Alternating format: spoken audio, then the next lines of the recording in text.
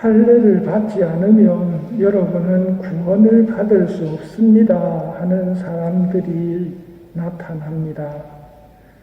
여기에 반대하는 사람이 누구냐면 이방인에게 복음을 전했던 바오로와 바르나바하고 이 사람들이 부딪히는 겁니다. 그럼 누가 답을 내놔야 됩니까? 예수님의 자리를 이어받은 베드로가 답을 내놔야 됩니다. 그런데 베드로가 답을 빨리 안 내놓는다고 말씀드렸죠. 그래서 양쪽으로부터 막 공격을 받습니다. 그런데도 베드로는 자기 생각을 정답이라고 하면서 내놓지 않습니다. 하느님이 답을 알려줄 때까지 기다렸고 하느님께서 드디어 답을 알려주십니다. 이방인들이 데리러 오고 따라가라고 그러고 따라가서 복음을 전하는데 이방인들에게 성령이 내리는 것을 체험합니다. 그리고 말하죠. 내가 뭐라고 하느님이 하시는 일을 막아설 수 있겠느냐고. 그러면 결론이 어떻게 됩니까? 할례는 더 이상 이방인들에게 강요하지 않는 겁니다. 할례가 구약 성경에 보면 굉장히 중요한 의미를 지닙니다. 하느님하고 나하고 계약을 맺었다.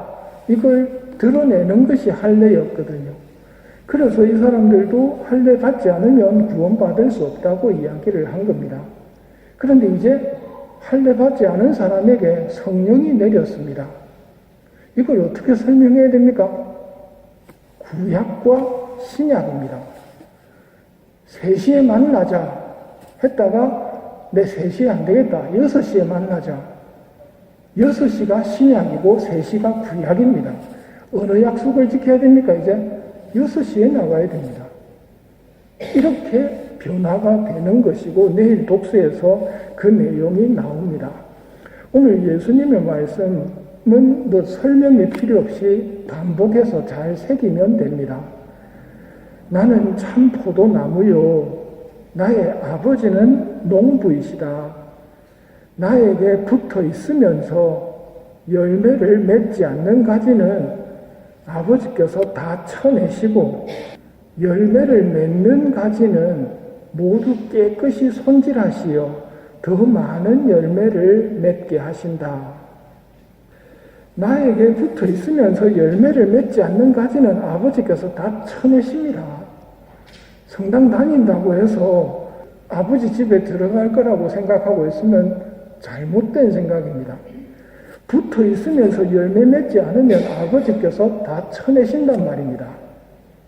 그리고 열매를 맺는 가지는 어떻게 하신다고요? 깨끗이 손질하시어 더 많은 열매를 맺게 하신다. 깨끗이 손질하는 것. 어떻게 하는 겁니까? 쓸데없는 가지를 쳐내는 겁니다. 손질도 가지를 쳐내는 거고 잘려져 나가는 가지도 그냥 잘려져 나가는 겁니다. 우리에게는 고통이라는 게 온단 말입니다. 하지만 고통의 의미가 다릅니다. 손질의 고통을 겪어야지 손질이 아닌 잘려져 나가는 고통을 겪게 되면 문제가 생기겠지요.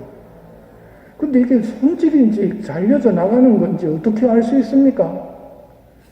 고통이 왔을 때 그 고통을 어떻게 받아들이느냐를 보면 됩니다. 하느님의 선하심에 대한 믿음을 가지고 아버지께 의탁하는 사람, 이런 사람은 손질을 하고 있는 겁니다. 그러니 믿음이 있어야 됩니다. 아버지의 선하심에 대한 믿음. 예수님이 여러분 사랑하십니까? 뭘 보면 압니까? 보라, 하느님의 어린 양. 우리를 대신해서 죽어주시고 당신의 피를 흘려서 죄를 씻어주시고 언제든지 만나시려고 저 감실이라는 감옥에 갇혀 계신 저분은 우리를 위해서 저기에 계신 거거든요. 이걸 보면 하느님이 나를 사랑하신다는 것을 믿으셔야 됩니다. 이게 믿음입니다. 믿음이 있느냐 없느냐는 이런 걸 보면 알 수 있거든요.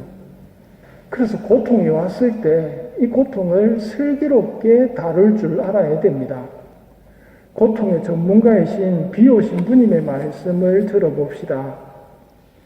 고통이 우리 영혼에 필요하고 십자가가 우리의 일용할 양식이 되어야 한다는 사실을 우리는 인정하려 하지 않습니다.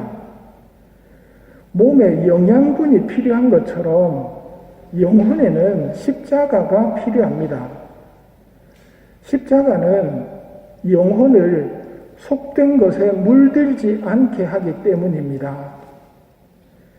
하느님께서 우리를 십자가 없이 구하려 하지 않으시고 구하실 수도 없다는 것을 우리는 이해하지 못하고 이해하기를 원하지도 않습니다. 한 영혼을 부르실 때 하느님은 십자가로 그 영혼을 거룩하게 하십니다. 그러니 주님께 그 고통에 대하여 감사하십시오. 하느님은 고통이 목적이 아니라 고통을 통해 선을 창조하는 것이 목적이십니다. 이걸 아신 오상의 비오신 부님은 더 큰 고통을 하느님께 청했습니다.